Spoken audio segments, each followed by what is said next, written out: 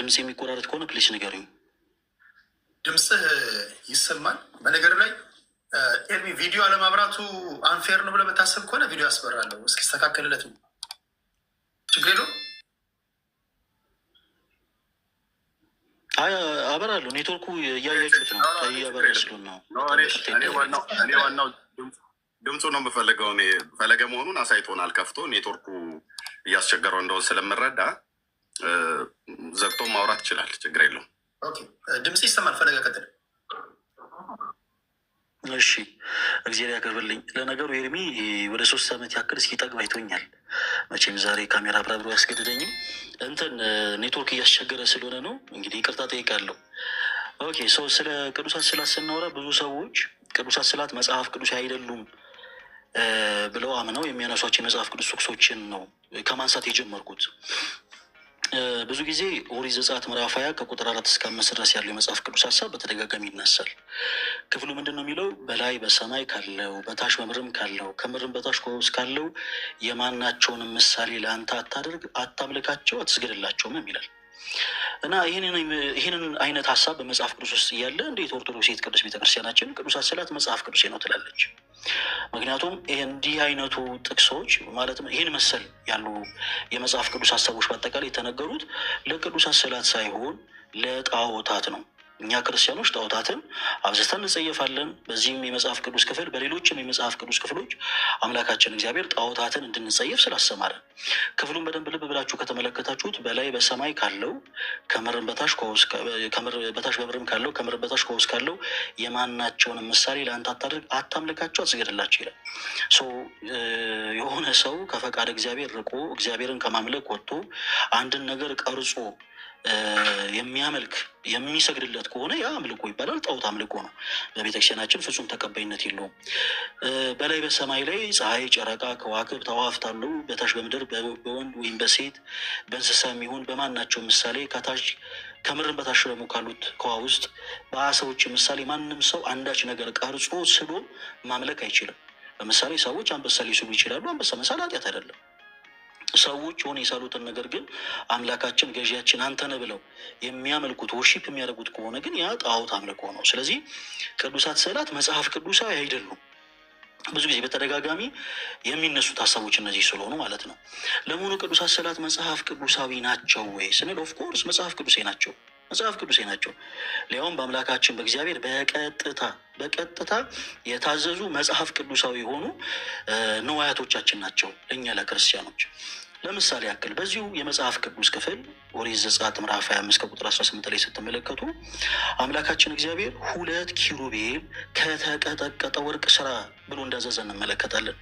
ክርስቲያኖች አስቡ፣ 2 ኪሩቤል ከተቀጠቀጠ ወርቅ ስራ ብሎ እንዳዘ እንመለከታለን። ኪሩቤል ምንድን ናቸው ስንል ኪሩቤል የምንላቸው መላእክቶች ናቸው።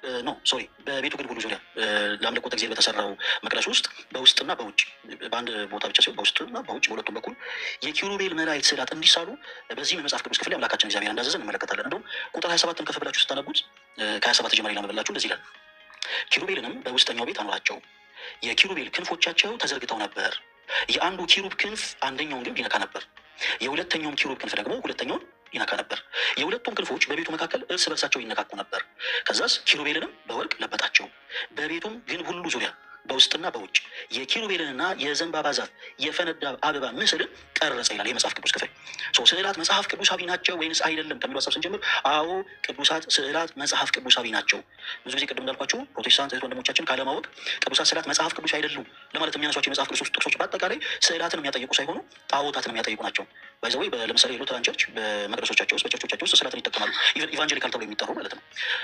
ብዙ ጊዜ ግን ሰዎች የኢትዮጵያ ኦርቶዶክስ ተዋሕዶ ቤተክርስቲያን ጋር ተያይዞ ሲሆን ጉዳዩ ብዙ ጊዜ ከረር ይላል ጉዳያቸውና ቅድም ያነሳሁት አንድ የመጽሐፍ ቅዱስ ክፍል አለ። ዘጸአት ምዕራፍ 20 ከቁጥር 4 እስከ 5 ያየ ነው። ሌላው ደግሞ ዘዳግምንም ያነሳሉ። ለምሳሌ ኦሪት ዘዳግም ምዕራፍ 4 ከቁጥር 15 እስከ 19 ያለውን ክፍል ይህም ክፍል ለጣዖት የተነገረ እንጂ ስለ ስዕላት የሚናገር አይደለም። ለምሳሌ አስተውሉ ክርስቲያኖች፣ አምላካችን እግዚአብሔር አትስረቅ ካለ በኋላ ደግሞ ስረቅ አይልም። አትዘሙት ካለ በኋላ ደግሞ በሌላ ደግሞ የመጽሐፍ ቅዱስ ክፍል ላይ ዘሙት በዝ ይህንን የመጽሐፍ ቅዱስ ክፍልም ሰዎች አየለም ይሄ መጽሐፍ ቅዱስ ክፍል የሚያሳየው ስዕላት መጽሐፍ ቅዱስ እንዳልሆኑ ነው ምናምንና ሌሎችን ሀሳቦች ያነሳሉ። ክፍሉን ለመበል ሞከር። እግዚአብሔር በኮሬብ በእሳት ውስጥ ሆኖ በተናገራቸው ጊዜ መልክ ከቶ አላየችሁምና እጅግ ተጠንቀቁ። እሺ እንዳትረክሱ። የተቀረጸው ምስል የማናቸውንም ነገር ምሳሌ በወንድ ወይም በሴት መልክ የተሰራው በምድር ላይ ያለውን የእንስሳ ሁሉ ምሳሌ፣ በሰማይ በታች የሚበረው የወፍ ሁሉ ምሳሌ፣ በምድር ላይ የሚሽከረከረውን ሁሉ ምሳሌ፣ ከምድርም በታች በውስጥ የሚኖረው የአሳን ሁሉ ምሳሌ እንዳታደርጉ ዓይኖቻችሁን ወደ ሰማይ አንስታችሁ አምላካችሁ እግዚአብሔር ከሰማይ ሁሉ በታች ላሉት አሕዛብ ሁሉ የሰጣቸውን ፀሐይን፣ ጨረቃን፣ ከዋክብትን የሰማይ ሰራዊት ሁሉ ባየ ጊዜ ሰግደህላቸውም አምልካቸውን ደስ ተጠንቀቅ ይላል። በነገራችን ይሄ ክፍል በላይ በሰማይ ኢቨን ሲል ቅዱሳን መላእክትን የሚያካትት አይደለም። ቅዱሳን መላእክትንም ቅዱሳን ሰዎችን ማምላካችን ጊዜንም የሚያካትት አይደለም። ለምን ስንል ሰዎች ወደ ላይ ወደ ሰማይ ቀና ብለው ተመልክተው ሊስሏቸው ሊቀርጿቸው የሚችሉ ነገሮች የሰማይ ሰራዊት ተብሎ ይጠራሉ። በሰማይ ያሉ ሰራዊት ተብሎ ደግሞ የሚጠሩት ምንድን ናቸው? ክፍሉ ይጠቅሰዋል። ፀሐይ፣ ጨረቃ፣ ከዋክብት፣ አዕዋፍ፣ ደመናት፣ ሌሎች። ስለዚህ ሰዎች ጣዖታትን ሊያመልኩ አይገባም። ኦፍኮርስ ትክክል ነው። ነገር ግን ቅዱሳት ስዕላት መጽሐፍ ቅዱሳዊ ናቸው ወይም ሰሉ ስንል መጽሐፍ ቅዱሳዊ ናቸው። አለቀ። መጽሐፍ ቅዱስ ሲኖሩ ቅድም ያነሳቸው የመጽሐፍ ቅዱስ ጥቅሶች በቂ ናቸው። ለማስታወስ ያክል ለምሳሌ በአንደኛ ነገሥት ምዕራፍ 6 ከቁጥር 27 እስከ 29 ድረስ ያለው ቃል በቂ ነው። በቤቱ ግልግሉ ዙሪያ በውስጥና በውጭ የኪሩቤል መላእክት እንደተሳሉ ይናገራል። ኦኬ፣ እኛ ክርስቲያኖች ቅዱሳት ስዕላትን ከየት አይተን ነው የሳልነው? ለምሳሌ በቤተክርስቲያናችን ውስጥ በጣም ብዙ የሆኑ ቅዱሳት ስዕላቶች አሉ። በእመቤታችን፣ በቅድስት ድንግል ማርያም፣ በቅዱሳን መላእክት፣ በጻድቃን፣ በሰማዕታት ስም የሚሳሉ በጣም ብዙ ስዕላቶች አሉ። እነዚህ ሁሉ ስዕላቶች ከየት ነው? ማን ነው አይቶ የሳላቸው? ለመሆኑ ኦርቶዶክሳውያን ቅዱስ ሚካኤልን አይተው ነው የሳሉት? ለመሆኑ ኦርቶዶክሳውያን ቅዱስ ገብርኤልን ተመልክተው ነው የሳሉት? እግዚአብሔር የማይታይ አምላክ ነው እያለ መጽሐፍ ቅዱስ ይናገራል። የማይታይ ሆኖ ሳለ ኦርቶዶክሳውያን አይተው ነው የሳሉት እግዚአብሔርን? እንደዚህ የሚል ትምህርት የለንም ክርስቲያኖች። ብዙ ጊዜ ውስን የሆኑ ሰዎች ለቤተክርስቲያኒቱ ጥላቻ ስላላቸው ቤተክርስቲያን የማታስበውን ታስተምራለች፣ የማትለውን ትላለች ማለት ስለሚወዱ በዘፈቀደ ሀሳባቸውን ይናገራሉ እንጂ ቤተክርስቲያናችን እንደዚህ የምታስበው የላትም። ቅዱሳት ስዕላት ገላጮች ናቸው፣ ይሰመርበት። ቅዱሳት ስዕላት ምናልከኝ ሄዳ አንዴ ቃል ኦኬ፣ እሺ።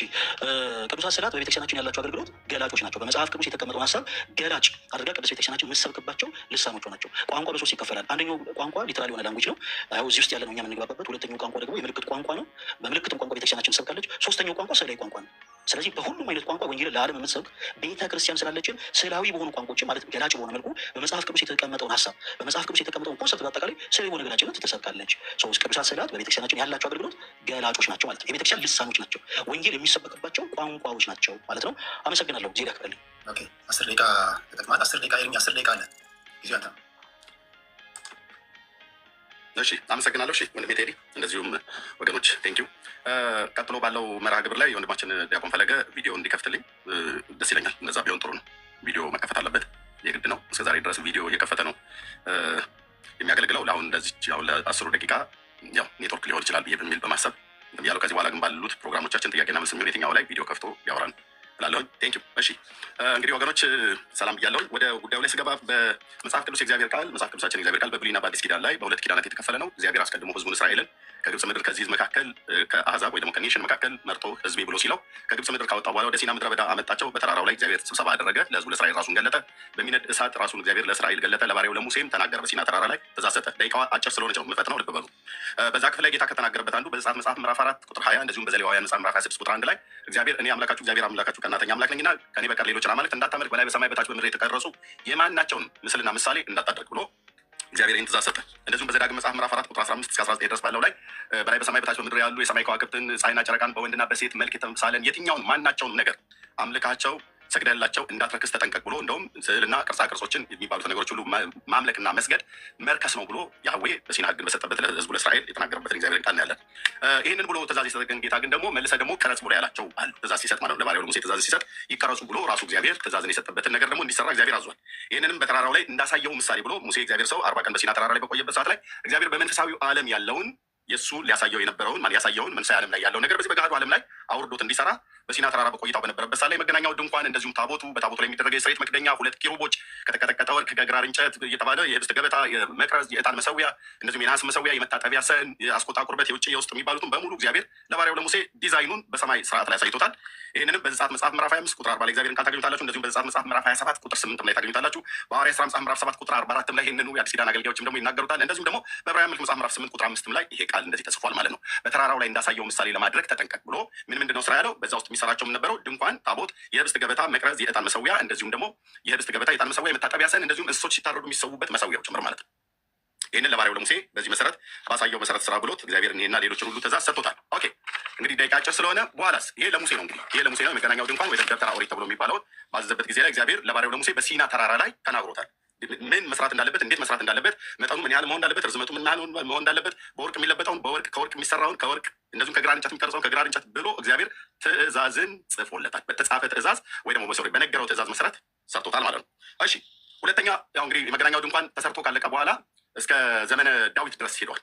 ከኢያቡሳውያን ተዋግቶ ኢየሩሳሌም እስከተቀበለበት ጊዜ ድረስ በሴሎም ነበር አስቀድሞ። የመገናኛው ድንኳን ብቻ ከሙሴ እስከ ዳዊት ዘመን ድረስ ቀጥሎ ነበር። ዳዊት በነበረበት ዘመን ቤተ መቅደስ ሊሰራ ፈለገ፣ ተከለከለ። እግዚአብሔር የደም ሰው ነህ ብሎ ከለከለው። ስለዚህ ለልጁ ለሰለሞን መቅደስ እንዲሰራለት እግዚአብሔር በነገረው መሰረት አስቀድሞ ግን እግዚአብሔር ለባሪያው ለብላቴናው ለዳዊት በአንደኛ ዜና መጽሐፍ ምዕራፍ 28 ቁጥር 19 ላይ ምሳሌ ሆኖ መጣልኝ ይላል። ከእግዚአብሔር ዘንድ የሚሰራው ምሳሌ በግልጽ ሆኖ ልክ ለሙሴ በሲና ተራራ ላይ እግዚአብሔር ባሳየው መሰረት ለዳዊትም ደግሞ በዚህ በሲና በአንደኛ ዜና መጽሐፍ ምዕራፍ 28 ቁጥር 19 ላይ ያለውን እግዚአብሔርን ቃል አነባለሁ። ይህ እንኳን አንብቤው ልፍ። እሺ፣ ዳዊትም የስራውን ሁሉ ምሳሌ አውቀ ዘንድ ይህ ሁሉ በእግዚአብሔር እጅ ተጽፎ መጣልኝ ይላል። ዳዊትም ይህንን ሰለሞን ልጁ ሰለሞን የሰራውን ቤተ መቅደስ የሰራው ከእግዚአብሔር ዘንድ ተጽፎ በመጣለት ትእዛዝ መሰረት ነው። ሰለሞንም የሰራው ቁጥር 11 ላይ ለልጁም ለሰለሞን ሰጠው ይላል። አንደኛ ዜና መጽሐፍ ምዕራፍ 28 ቁጥር 19 ላይ ማለት ነው። ዳዊት ተጽፎለት መጣ፣ ዲዛይኑ ማለት ነው። ከእግዚአብሔር ዘንድ ተጽፎ ሊመጣ ይላል። ለልጁ ለሰለሞን አስረከበ። ዳዊት እንዳይሰራ ሲከለከል ሰለሞን የሰራውን ቤተ መቅደስ ሲሰራ በአባቱ በዳዊት እጅ ከእግዚአብሔር ተጽፎለት በመጣ ትእዛዝ መሰረት ነው የሰራው። ሰለሞንም ሲሰራ በቤተ መቅደስ ውስጥ የነበሩትን ሲሰራ መቅረዙንም ይሁን ኪሩቦችንም ይሁን የሰራው ከወይራ እንጨት ነው። እዛ በዘጸአት መጽሐፍ ምዕራፍ 28 ምዕራፍ 25 ላይ ከተቀጠቀጠ ወርቅ ኪሩብን ስራ ብሎ ያለ ጌታ ለባሪያው ለሙሴ፣ ለሰለሞን ደግሞ ከወይራ እንጨት ነው ኪሩቦችን የሰራው። ከወይራ እንጨት ሰርቶ በወርቅ ለብጦታል። የዘጸአት 25ቱ ግን ከንጹህ ወርቅ ነው ተቀጥሎ የተሰራው ማለት ነው። ስለዚህ እነዚህ ቅርጾች ናቸው። ከወይራ እንጨት የተቀረጸ ከወርቅ የተቀረጸ ማለት ነው። ስዕል የሚባል ነገር በዘጸአትም ላይ በየትኛውም የብሉይ ኪዳን መጽሐፍት ላይ እግዚአብሔር ስዕል የሚባል ነገር የፈቀደበት ቦታ የለም። ቅርጾችን ነው ያዘዘው። ቅርጾቹ ተቀርጸው ከግራር እንጨትና ከንጹህ ወርቅ እየተጠረቡ በወርቅ እንዲለበጡ አድርጎ እግዚአብሔር ይህንን አድርጓል ማለት ነው። እሺ፣ የኪሩቤል ክንፎቻቸውን በኋላም ላይ እናይበታለን። የኪሩቤል መልኮቻቸውን ይመስላሉ። የኪሩቤል መልኮቻቸውን በኋላ እናያለን። በእንስሳ በንስር በሰውና በአንበሳ ይመሰላሉ። አራቱ እንስሳት ወይ ደግሞ ኪሩቤል ተብለው የሚባሉት ማለት ነው። ይህ በትንቢተ ሕዝቅኤል መጽሐፍ ምዕራፍ 1 ቁጥር 10 ላይ የምናየው ነው። በኋላ እንደዚሁም በትንቢተ ሕዝቅኤል መጽሐፍ ምዕራፍ 10 ቁጥር 4 ላይ የምናየው ነው ማለት ነው። በራዕይ መጽሐፍ ምዕራፍ 4 ቁጥር 7 ላይ ይህንኑ ክፍል እናያለን። እሺ፣ የምንፈጥረው እንግዲህ ጊዜ ስለሌለ ነው። ኦኬ፣ ከዛ ውጭ ሌሎችን ቅርጻ ቅርጾችን እግዚአብሔር እንደከለከለ በሚያስ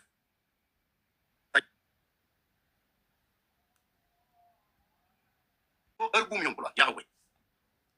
ኢሳያስ 44 9 እና ኢሳያስ 15 17 ላይ ያለው ቃል ይህንን ይነግረናል ማለት ነው። ኦኬ፣ ሌሎች ስዕሎችን እና ቅርጻ ቅርጾችን እግዚአብሔር ከሚከለክልበት አንዱ በተለይ በትንቢተ ሕዝቅኤል መጽሐፍ ምዕራፍ 23 ቁጥር 14 ላይ እስራኤልን እግዚአብሔር ስዕልና ቅርጽን የጥንት አርማውያን የሚያደርጓቸውን እግዚአብሔር ካዘዘው ውጭ እነዚህ ያዘዛቸውን ራሱ ታቦቱንና መቅረዙን ወይ ደግሞ የርስት ገበታውን ወይ ደግሞ ኪሩቤሎችን የተፈቀደለት ቤተ መቅደስ ውስጥ ብቻ ነበር ይደረግ የነበረው። በሰለሞን ዘመን ቤተ መቅደስ ውስጥ የተደረጉት፣ በዛም በሙሴ ዘመን በመገናኛው ድንኳን ውስጥ የተደረጉት። እነዛን ነገሮች እስራኤላውያን አመሳስለው በመስራት ኪሩቤልን በቤታቸው አምጥተው ግድግዳ ላይ በመለጠፍ ዕጣን በማጨስ ሰንደል በመለኮስ እነሱን ወደ እነሱ በመጸለይ ወደ እነሱ ለመስገድ የሚያደርጉት አንዳችን ቦታ ላይ አልነበረም። ኦሪታውያኑ አሁን በኦርቶዶክስና በካቶሊካውያን ቤተክርስቲያን እንደሚደረግ ኦሪታውያኑ እንደዚህ ያደርጉበት አንዳችን ቦታ የለም። በኋላ ላይ በደንብ እናያለን በጥያቄ ማለት ነው።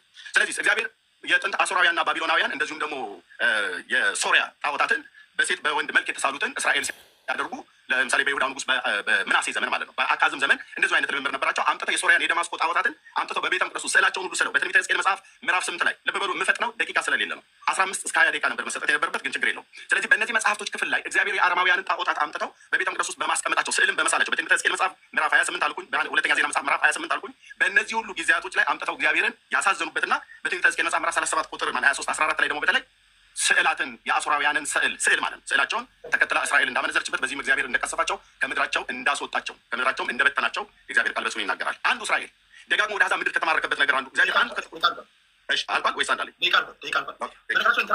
እንደዚህ ካልኳቸው አንድ ደቂቃ ይቀራል ማለት ነው። ፈለገ ደቂቃው የሚያንስባችሁ ከሆነ 5 ጨምርላችሁ ይችላሉ። 15 ስላላችሁ ቢሆን ደስ ይለኛል። 15 እያነበር 5 ደቂቃ ከጥያቄው በፊት ብንጨምር አሪፍ ነው አይደል? 15 ደቂቃ ምክንያቱም ይሄ የህይወት ጉዳይ ስለሆነ ወንድማችን አሁን እኔ ባነሳሁት ላይ አይ ቲንክ ሪፍሌክት ስላደረገ እኔም አደርጋለሁ እሱ በተናገራቸውና እኔን በወቀሰበት ክፍል ላይ ማለት ነው። ለምሳሌ የኢያሱ መጽሐፍ ምዕራፍ 7 ቁጥር 6 የእግዚአብሔርን ቃል ጠቅሶ ኢያሱና ከሱ ጋር የነበሩት የህዝብ አለቆች በቃል ኪዳኑ ታቦት ፊት ከጠዋት ጀምሮ እስከ ማታ ድረስ ተደፉ ብሎ የሚለው የእግዚአብሔር ቃል አለ። እውነት ነው። በማን ፊት ነው? ልብ በሉ፣ እዚህ ያላቸው 16,000 ሰው በማን ፊት የተደፋው? ኢያሱ በእግዚአብሔር የቃል ኪዳኑ ታቦት ፊት ነው።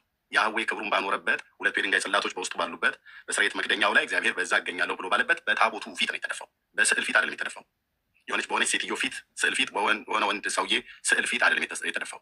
እንደ እግዚአብሔር ቃል በታዘዘውና ሙሴ ከተራራ ላይ ህግን ተቀብሎ ለባስሌል ነገረው። በባስሌልና በኤልያብ እጅ በተቀረጸው እግዚአብሔር ይሰራ ወርዱ ይሄን ያህል 1 ክንድ ተኩል፣ ቁመቱ 1 ክንድ ተኩል፣ ስፋቱና ርዝመቱ ደግሞ 2 ክንድ ተኩል በሆነው በእግዚአብሔር ቃል ኪዳን ታቦት ላይ ራሱ እግዚአብሔር ስለነበረበት ኢያሱም ይሄ በተደረገበት ሳለ በህይወት የነበረ ነው። ከተራራው ላይ ሙሴ ሲወርድ ከተራራ ግርጌ ነበረ። ይህን ስርዓት ይህንን ህግ ተቀብሎ ከሲና ከተራራ ላይ ሲወርድ ኢያሱ የነዌ ልጅ ከባሪያው ከሙሴ ጋር ነበር። ባስልኤልን ያውቀዋል፣ ሲሰራ ኤልያብንም ያውቀዋል። ይሄ ስርዓት አዲስ አይደለም። የሆነ ባዕድ ቅርጽ ስር ሄዶ እንደተደፋ አድርጌ እንደተናገርኩ አድርጎ ነው ቅድም ሲናገር የነበረው። እኔ ግን ልናገር ከአምላኬ ከእግዚአብሔር ቃል ላይ ማለት ነው። እሱ በታቦት ፊት ተደፋ ብሎ ያለውን